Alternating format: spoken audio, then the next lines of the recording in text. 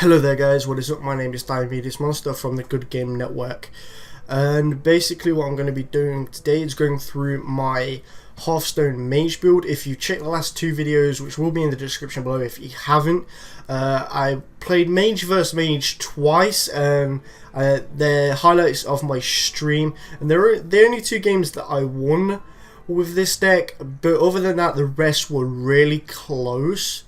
It's just Mage vs Mage, I came out on top. Basically, this build is good for for enemy heroes who don't have that many champions.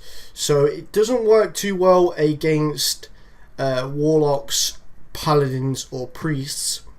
But against hunters, you'll be doing okay. Mages, you'll be doing fine. Warriors, what have I missed? Warriors and shamans, you should do fine as well, and obviously against mages as well. But anyway, let's go straight through the deck.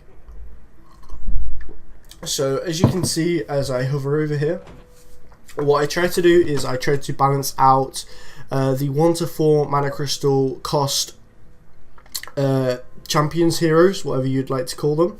So basically, from Arcane Missile to Arcane Explosion, I use these for early to mid game damage, just to either deal damage, finish enemy minions off. Alternatively, instead of mirror image and one elven archer, what I like to do is put a voodoo doctor, two voodoo doctors in, just for extra sustain. So the next two spells are Frost Nova and Frostbolt. Frost Nova, it's good for freezing enemies, and I like to save it for late game. Frostbolts, I like to use for damage, and it's the same as a Frost Nova. It freezes the enemy, which is always good. The next two cards are Loot Hoarder and Arcane Intellect. So basically, from this you can draw 6 extra cards. So basically, you're going to be getting your final build a lot faster compared to the enemy. The next two builds the next two cards I like to use for defense. I use Ice Barrier because you gain 8 armor, which is really useful, especially against those high damage heroes who require a lot of summoning minions, such as a hunter who requires to summon a lot of beasts.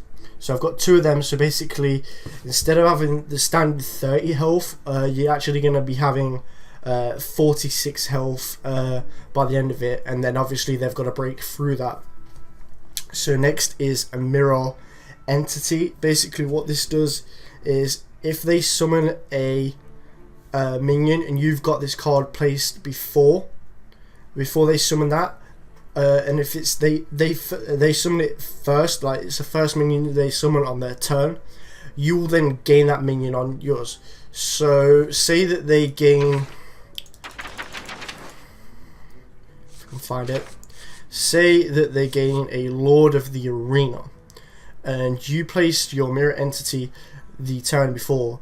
Their Lord of Arena goes on their side, and you get a Lord of the Arena road. So on your next turn, you can automatically attack with your Lord of the Arena, or you can just save it and use it as a taunt.